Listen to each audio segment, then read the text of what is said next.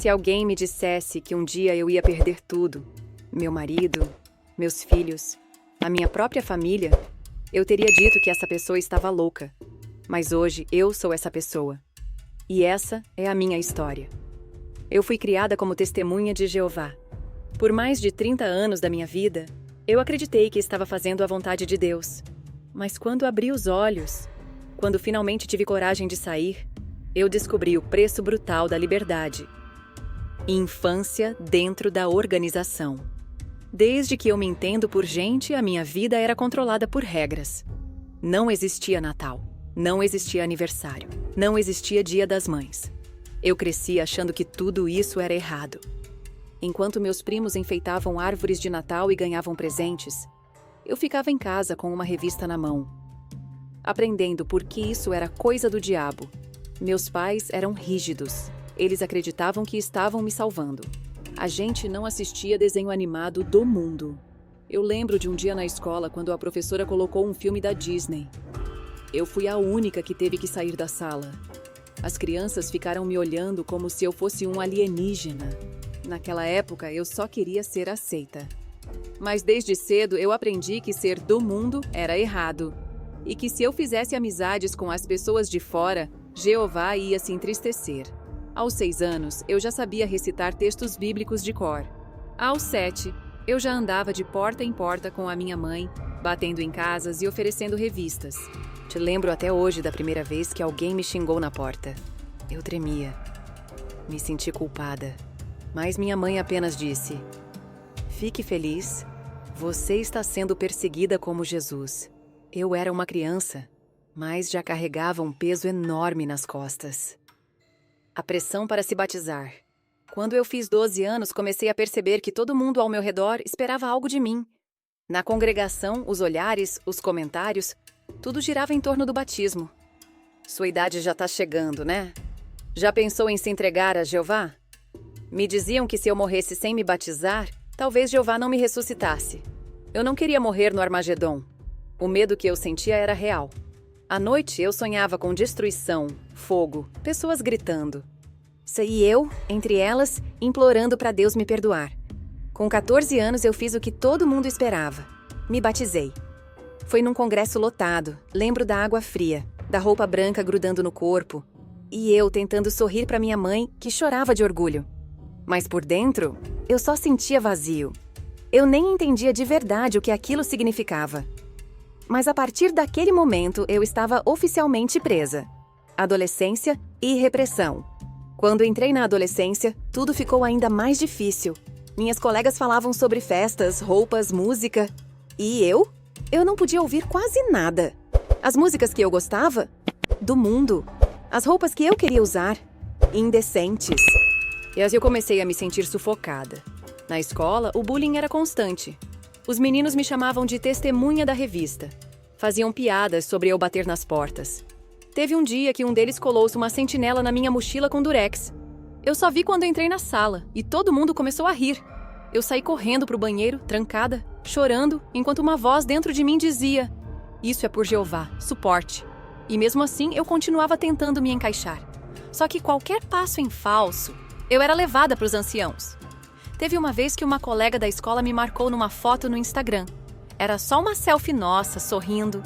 Mas um irmão viu. E no sábado à noite, já tinha um comitê judicial marcado para mim. Eu me sentia prisioneira. A vida que eu queria viver era pecado. As pessoas que eu queria amar eram mundanas. E o meu único consolo era esperar o paraíso. Mas com o tempo, até isso começou a perder o brilho. Quando cheguei à fase adulta, eu pensei que a vida iria finalmente me dar algum tipo de liberdade. Mas eu estava tão errada. Queria me formar, queria ter uma carreira. Mas isso não era tão simples. Eu tinha uma luta interna constante porque, para as testemunhas de Jeová, mulheres não precisam ter grandes ambições além da obra de Jeová. Eu queria estudar, fazer algo por mim, mas a cada vez que eu falava disso em casa ou com os irmãos da congregação, ouvia sempre a mesma resposta: "Não é isso que Jeová quer para você. O que Jeová quer é que você viva para pregar." E as palavras de minha mãe martelando na minha cabeça: "Ficar mais tempo com Jeová vai te garantir a salvação." Eu não conseguia entender como a vida das pessoas ao meu redor, que não eram testemunhas, parecia tão livre. Eu queria ir para a faculdade, me formar, ter uma profissão. Mas tudo isso parecia ser visto como mundano. Então fui forçada a abrir mão dos meus sonhos.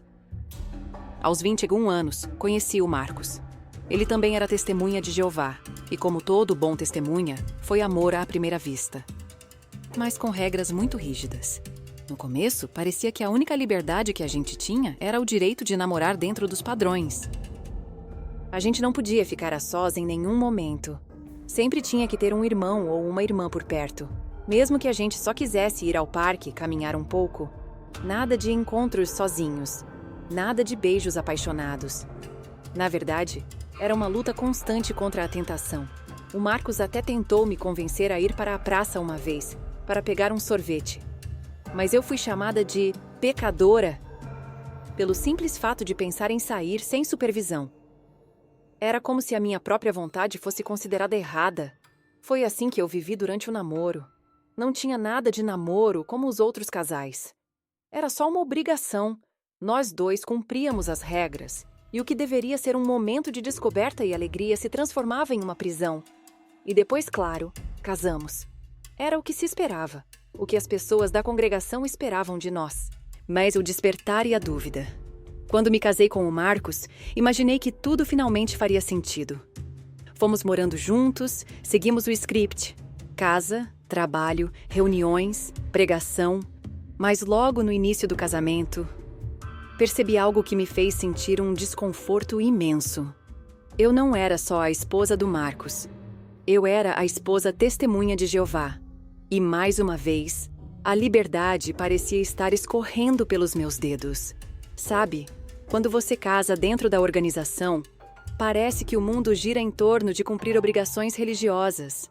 A nossa vida era toda em função do que as testemunhas esperavam. Se ele não estivesse me dando atenção o suficiente, eu me sentia culpada por deixar ele ir à reunião.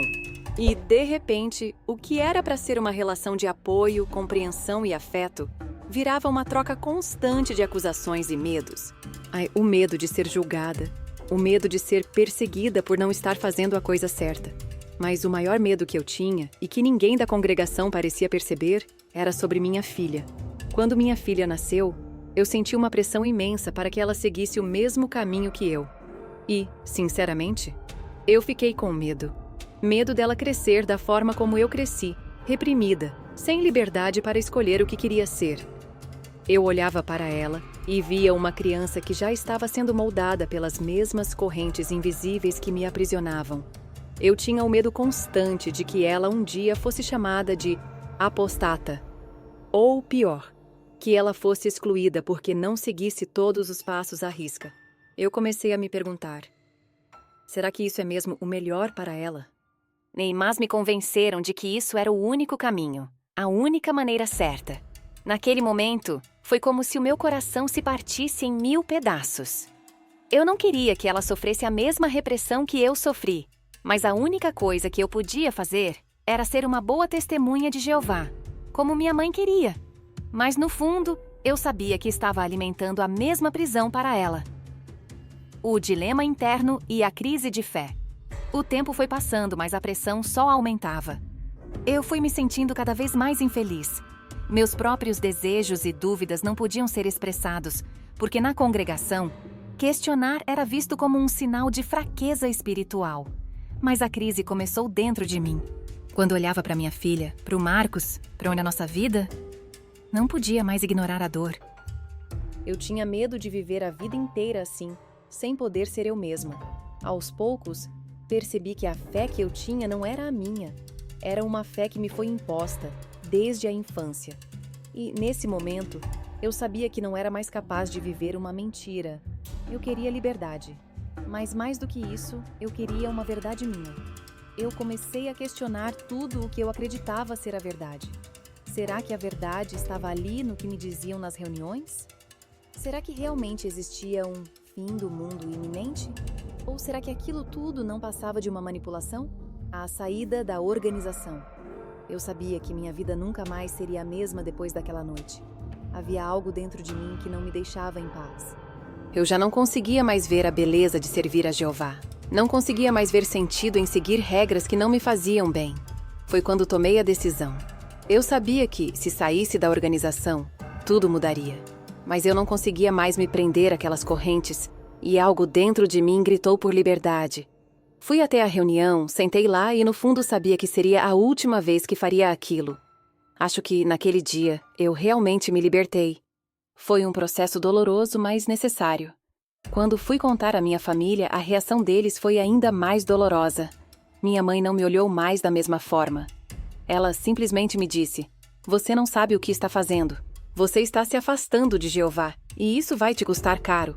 Foi difícil ouvir isso dela, mas, ao mesmo tempo, eu sabia que, para ser feliz, precisava tomar aquele passo.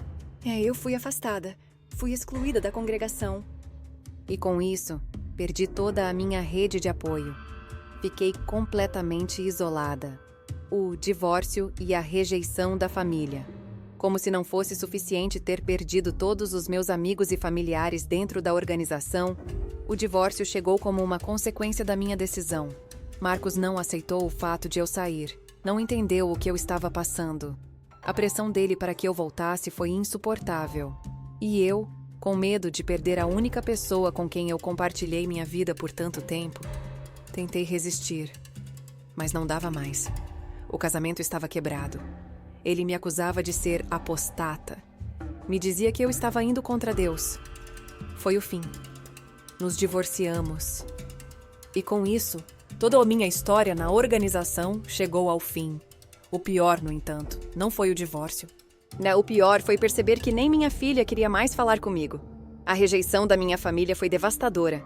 Minha própria mãe não falava comigo. Meu pai, que sempre foi mais distante, me ignorava como se eu fosse uma estranha. E eu percebi que, ao sair da organização, não só perdi minha fé, mas também minha família. Mas mesmo com toda essa dor, comecei a entender que a verdadeira liberdade é uma coisa muito mais poderosa do que a aprovação dos outros. A liberdade e o recomeço. Hoje, olhando para trás, vejo o quanto eu estava prisioneira dentro daquela organização. Eu vivi com medo, com culpa e sem a chance de fazer minhas próprias escolhas. Hoje, posso finalmente respirar. Não tenho mais medo de ser eu mesma. Eu construí uma nova vida, longe das sombras da religião que me aprisionou por tanto tempo. Agora, posso ser a mãe que eu sempre sonhei, livre das amarras que me impediam de ser feliz. Me tornei uma mulher forte e independente. Eu encontrei meu caminho para a liberdade. Se eu pudesse voltar no tempo, não mudaria a decisão que tomei de sair. A dor que passei foi terrível, mas agora sei que nada pode me prender. Para quem está assistindo agora e está se sentindo aprisionado, eu só posso dizer: a liberdade existe e vale a pena lutar por ela. Eu sou um exemplo disso. Mesmo que tenha perdido tudo, eu ganhei a minha vida de volta.